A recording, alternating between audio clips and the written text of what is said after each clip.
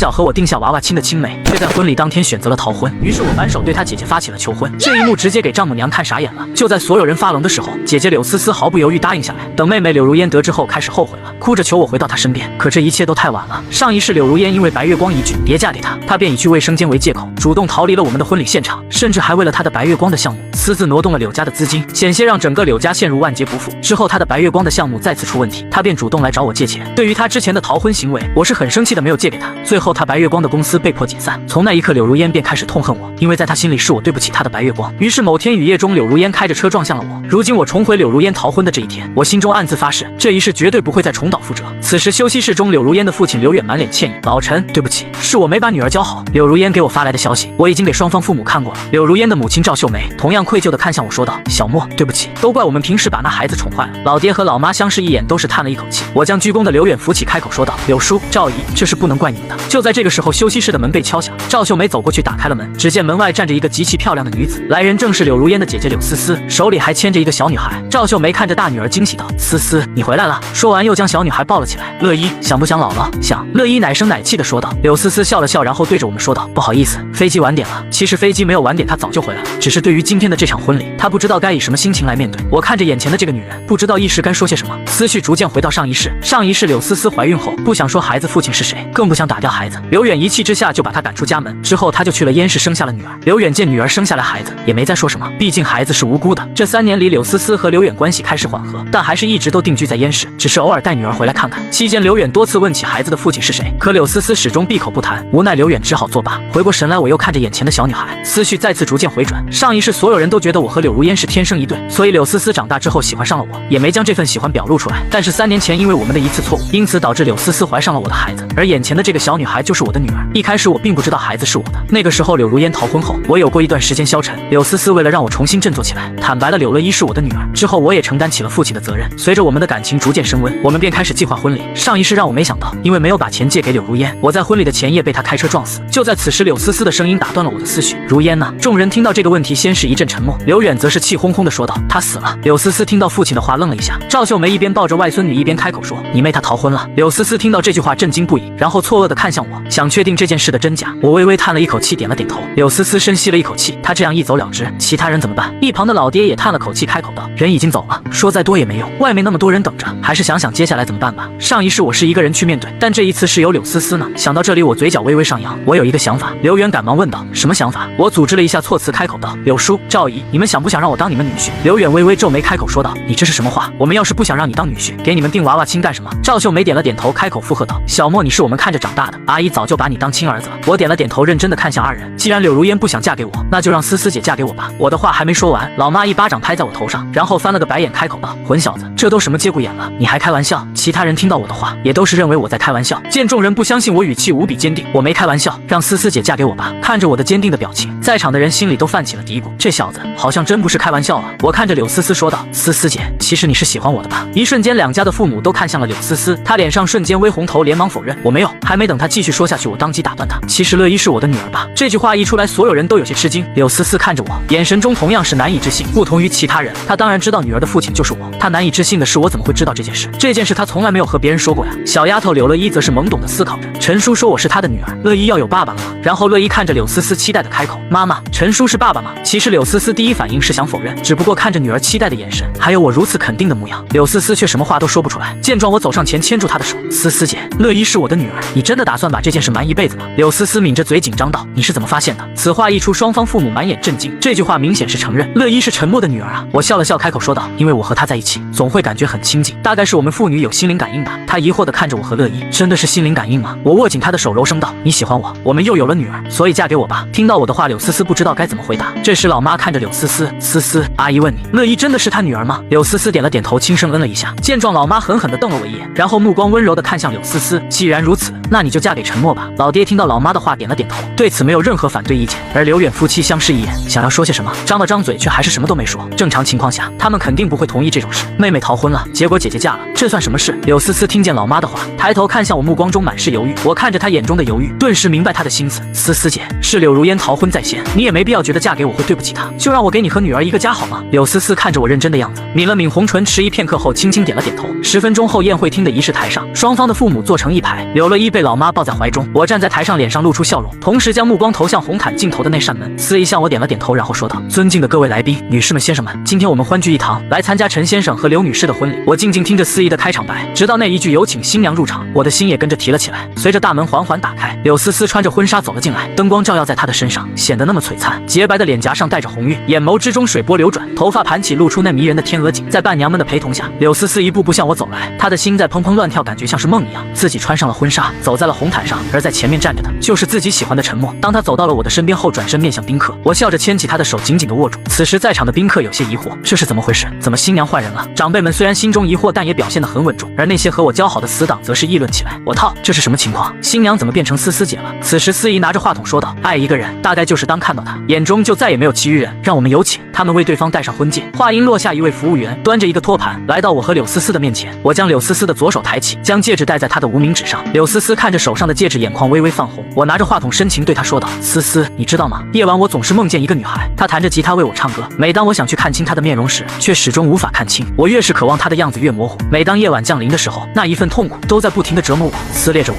说到这里，我的声音有些颤抖，抬头强忍着不让眼泪掉下来，然后转头与柳思思四目相对。但是今天我终于看清她的面容，她穿着洁白婚纱的样子真的很美。刘女士，我来接你回家了。不知道是我深情告白的原因，还是她压抑心中的那一份委屈爆发，一滴泪水顺着她的脸颊滑落。这一刻她在哭泣，时间仿佛也停止了。她不住地点着头，哭着对我说道：“陈默，在这个世界上，你就是我最后的信仰。”说完拿起婚戒为我也戴上。交换完婚戒之后，接下来就是要对双方父母敬茶改口。我和柳思思向双方父母敬茶，并且异口同声地说道：“爸妈请喝茶。”老爸老妈脸上都露出了满意的笑容。柳家一共2个女儿，对于这2个孩子，其实他们都很喜欢，但真要较真的话，温婉懂事的柳思思更让他们喜欢一些。刘远夫妻听到我的称呼，脸上同样带着笑容，显然对于我这个女婿，他们是打心底里喜欢。1个小时后，随着婚礼结束，我们彼此的父母将我们带进一个房间。陈默、思思，我们商量了下，想让你们去做个亲子鉴定。我疑惑地看着他们说道：“你们不相信我跟思思的话呀？”他们尴尬地摆了摆手，不是不相信你和柳思思，只是为了更加确信这件事而已。一旁的柳思思当即点头答应了下来。我见柳思思都答应了，也不好说什么了。片刻来到鉴定机构，我跟乐一做了鉴定，确定是我的孩子之后，我们来到了新婚的婚房。爸妈们逗弄着小丫头乐一，一声声爷爷奶奶姥爷姥姥，叫得他们心里甜甜的。而我则是搂着柳思思说着悄悄话。傍晚吃过饭后，双方父母便离开了，我则是带着柳思思和女儿来到主卧，墙上还摆着我和柳如烟的婚纱照。柳思思看到后心中有些异样的复杂，我二话不说将婚纱照摘了下来，明天出门的时候扔了就行。然后又认真向柳思思说道：“老婆挑个时间，我们去拍婚纱照吧。”这一声突如其来的老婆让柳思思整个人大脑一片空白，紧接着她的脸蛋微微泛红。我看着她害羞的样子，双手托住她的脸：“老婆，你真好看。”柳思思迎上我热切的目光，越发害羞起来。小丫头乐一坐在床上疑惑地看着我们，妈妈的脸怎么这么红啊？爸爸为什么要把手放在妈妈脸上？坏了，光知道温存了，忘记还有个小丫头在呢。就在气氛陷入尴尬的时候，门铃突然响了起来。我在她脸上亲了一口，说道：“我下去看看。”随着我离开卧室，柳思思用手贴在被亲过的脸颊上，目光有些愣，看起来呆呆的。刚才发生了什么？她是亲了我吗？妈妈，我也要亲亲。说完，乐一趴下，然后倒退着爬下床。柳思思回过神来抱起她，然后乐一吧唧一口亲在她的脸颊上，她的脸上露出了幸福的笑容。此时我来到前院，打开了院门，只见柳如烟正站在门口。我语气冷冷地说道：“你来这里干什么？”听到我的话，她装出一副可怜的样子：“这里不是我家吗？我当然是回家呀。”听到她的话，我冷笑一声：“你家？柳如烟，你搞清楚，你一个逃婚的人，有什么脸说这是你家？”沉默了一下，她眼眶泛红。我知道我逃婚不对，但我也是有苦衷的。还没等她说完，我冷声呵斥道：“我不想听你的解释，也不想看见你，你滚吧！”她难以置信看着我：“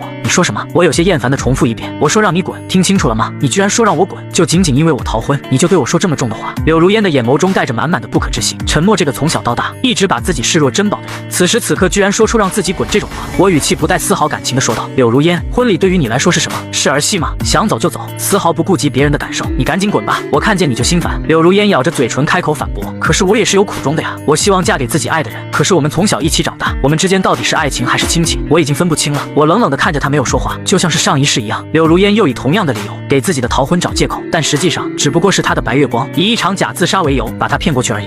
而他明知道他不会自杀，但还是逃婚了，心甘情愿的去见他。上一世因为不知道真相，所以才信了他的话，但是这一世我只感觉一阵厌恶。柳如烟看着我不说话，伸手想要拉住我的手。我知道你生气，那我和你道歉，对不起，这总行了吧？在他看来，我现在只不过是在气头上，甚至还在想我应该会原谅他。殊不知此刻我心中一阵冷笑，但已经重生的我又怎么可能会犯同样的错误？我看着柳如烟冷笑道：“你没机会了，我的婚礼已经完成了。”这句话在柳如烟心中泛起惊天巨浪。什么婚礼已经完成了？自己是新娘，自己都走了，婚礼怎么可能完成？这时柳思思抱着女儿走了过来，因为见我这么久没回去，所以她带着女儿出来看看什么情况。柳思思看着柳如烟有些错愕，柳如烟看着柳思思同样有些不解：“姐，你怎么在这里？”柳思思嘴唇蠕动，不知道该说什么。虽然我劝解她是妹妹逃婚在先，不必有什么愧疚的心理负担，但此刻面对柳如烟，她难免还是有些心虚。我则是没半点心虚，直接搂住柳思思的肩膀：“我们已经结婚了，这是我老婆，这里是我们的家，她不在这还能去哪？”听到这些话，柳如烟整个人如遭雷击，这不可能的。她摇着头，根本不愿意相信这件事。陈默那么爱自己，怎么可能跟姐姐结婚？再说爸妈也不会同意啊，肯定是陈默在骗自己。想到这里，她皱起眉头：“我不信你们结婚了，这肯定是骗我的。”我冷笑了一声：“你爱信不信。”说完之后，我重重地关上了院门。柳如烟被这一举动吓了一跳，反应过来之后，一边按响门铃一边喊：“陈默，你给我出来把话说清楚。”院子里，柳思思听着柳如烟的声音，眼神有些复杂。我则是充耳不闻，搂着她的肩膀：“别管她，我们回房吧。”门铃声一遍遍的响起，但院门却始终没有打开。柳如烟像泄了气的皮球一样，转身上车，准备向爸妈告状去。陈默他真的是太过分了，自己不就是逃婚而已吗？他先是说让自己滚，而且还骗自己，说什么他和姐姐结婚了，还有姐姐也真是没分寸，这是自己和陈默的婚房，他为什么要带着女儿待在这里啊？此时柳如烟憋了一肚子的委屈，想让父母替自己主持公道。车子一路疾驰半个小时之后，柳如烟把车停到车库里。此时刘远夫妻正坐在茶室里聊天，赵秀梅絮絮叨叨的说着，这些年新雅一个人带着孩子，又要面对流言蜚语，其实真的过得很委屈，但这孩子就是太闷了，有什么都自己扛着。现在想一想，孩子的父亲就是陈默，怪不得当初他死活都不肯说，就是不知道如烟回来之后得闹成什么样啊。刘远本来在安静的听着妻子的倾诉，当听到柳如烟后，立刻来了脾气。回来，婚礼当天，他直接抛下所有人逃婚了，他还有脸回来？就在此时，柳如烟人还没进，声音已经响了起来：“爸爸妈妈。”说着一把推开茶室的门，脸上表现出一副委屈的样子。以往只要他表现出这个样子，刘远夫妻都心疼坏了，肯定要嘘寒问暖一番，但是这次却是和以往不同。刘远看着他的出现，重重的将茶杯拍在了茶桌上，一副怒气冲冲的样子，开口喝道：“你还有脸回来？”柳如烟看着刘远大发雷霆的样子，顿时被吓了一跳，眼泪瞬间止住。印象中从来没有见过父亲这么生气，原本满肚子的苦水也忘了说。赵秀梅终究是一位母亲，看着女儿委屈的样子，心还是软了。刘远，你先别生气，先听听如烟怎么说。刘远怒目看着柳如烟说道：“那我就来听听，你到底为什么要逃婚？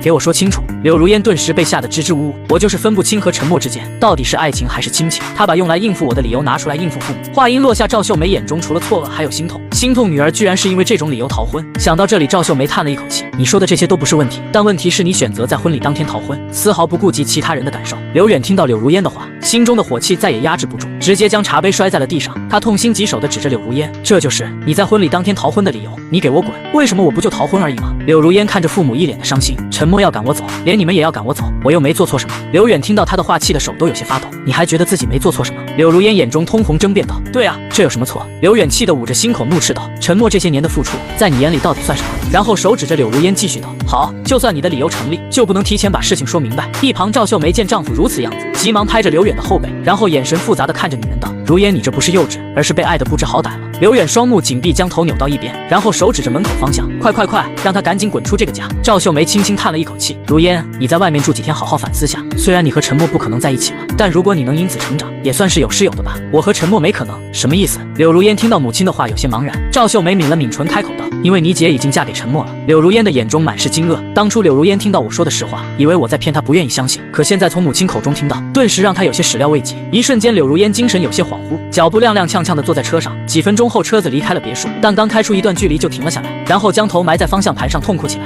我不就是逃婚吗？有什么大不了的？陈默不让自己回家，就连父母也不让自己在家。”说着说着，脑海中浮现出“无家可归”这4个字后，他感觉自己就像是一只被遗弃的小猫。而除了满肚子的委屈之外，他也在想，我和柳思思结婚的事到底是不是真的？想到这里，他耳边又浮现母亲说的话，这让柳如烟不相信的心思动摇起来。她抽出了一张纸巾擦了擦眼泪，然后拿出手机给闺蜜和我的死党发去消息，因为这些人都是今天参加婚礼的人，能够亲眼看见今天的新娘。很快，柳如烟就收到了这些人的回复，回复的内容大同小异，都是在说看新娘是柳思思。柳如烟看着那一条条消息，目光有些呆滞。陈默明明一直喜欢的是自己，他怎么可能会和姐姐结婚呢？想到这里，他使劲摇着头：“不对不对，姐姐还有一个女儿，连父亲是谁都不知道的女儿，陈默的父母怎么可能会同意？肯定是假的，肯定是骗自己的。一瞬间，他又心存侥幸起来。即使陈默和姐姐完成了婚礼，也肯定是一场骗局。他们肯定想通过这么一场骗局，给自己一个深刻的教训。然后柳如烟整个人愤恨起来：你们居然合起伙来骗我！心里既委屈又生气。既然你们想演戏，我就看看你们怎么演，能演到什么时候。说完便启动车子，向着他的白月光萧阳住处赶去。此刻他已经无家可归了，只想去找自己喜欢的人。很快，他开车来到了萧阳所在的小区，然后上楼敲响出租屋的门。下一秒，一个戴着眼镜的男子打开了门。萧阳看到柳如烟，惊讶起来：如烟，你怎么来了？柳如烟眼眶红红的说：他们都不要我了。萧阳见柳如烟委屈的样子，顿时心疼坏了。怎么回事？柳如烟一边抽泣一边开口：陈默跟爸爸妈妈他们都不要我了，要赶我走。他不断的说着自己的遭遇。此时萧阳听着柳如烟的倾诉，心里顿时就揪了起来，因为他从柳如烟的话语中感觉出柳如烟还对我有意思。想到这里，他闷闷起来：如烟，你到底什么时候才能放下他，真正和我在一起？柳如烟本来是想让萧阳安慰的，但是安慰没来，萧阳反倒又像之前一样逼宫。此时柳如烟更加委屈起来：我真的不知道该怎么办，你到底爱不爱我呀？我都哭成这样了，你不安慰我，还问我这种问题。萧阳听到他的话，连忙道歉：对不起，如烟，我当然爱你啊。紧跟着又深情款款地说道：我不问了，以后再也不问了，无论需要多长时间，我都愿意等你。看着萧阳含情脉脉的样子，柳如烟的心情也得到了缓解。随后在萧阳的安慰下，她停止了哭泣。片刻，柳如烟撒娇地说道：我饿了，那我给你点外卖。说着，萧阳给柳如烟点了一份外卖。10分钟后，外卖就到了。柳如烟看着面前的白米粥和包子，疑惑地看向萧阳，开口说道：你就点了这些，不够吗？萧阳一副关切的样子，开口说：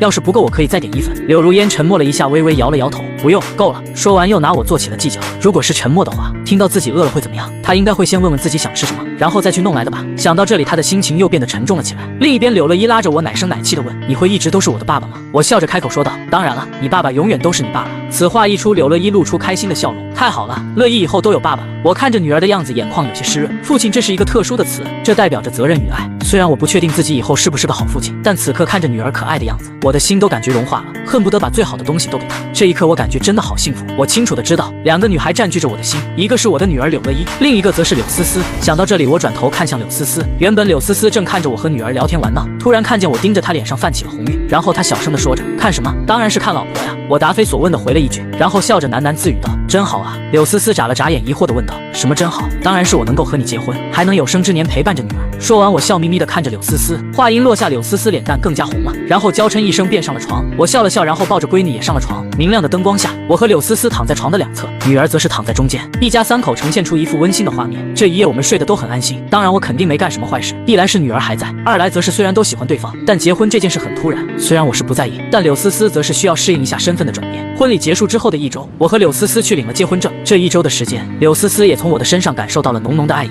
期间我的父母时不时就过来，每次都带着各种玩具和零食，老丈人也经常的叫着我们去吃饭。至于柳如烟嘛，这几天没有再来找我，也没回柳家。今天是我和柳思思一起拍婚纱照的日子，我们一家先是在别墅的前院中拍了一套婚纱照，随后又来到摄影棚，穿上定制好的衣服，拍出一张张风格不同的照片。拍完照片后，时间也来到了傍晚，我们略显疲惫的回到了家里，因为今天拍婚纱照，双方父母便商量着一起吃晚饭庆祝一下。刚一进家门口，老妈便迎上来：依依，我的乖孙女，累不累啊？说着从我怀中抢走了乐意。此时丈母娘拿着一个奶瓶走了过来：许英，依依出去1天了，让她喝点水吧。同时她顺手从老妈怀中抱过了乐意。我和柳思思看到这一幕，相视一眼之后无声的笑了起来。一切尽在不言中啊。晚饭的时候，一道道丰盛的菜肴被端到桌上，我们一家人便围坐在一起吃饭。期间我包着虾放在柳思思的碗里，柳思思看着碗里那些包好的虾，然后甜蜜的一个个夹起送进嘴里，直到嘴里被塞得满满的。妈妈喜欢吃大虾。坐在对面的乐一笑着拍手叫道。一时间所有人的目光看向柳思思，我看着她眉眼弯起，腮帮子鼓鼓的样子，就像是一只小仓鼠，忍不住笑了起来。柳思思被这样看着有些不好意思：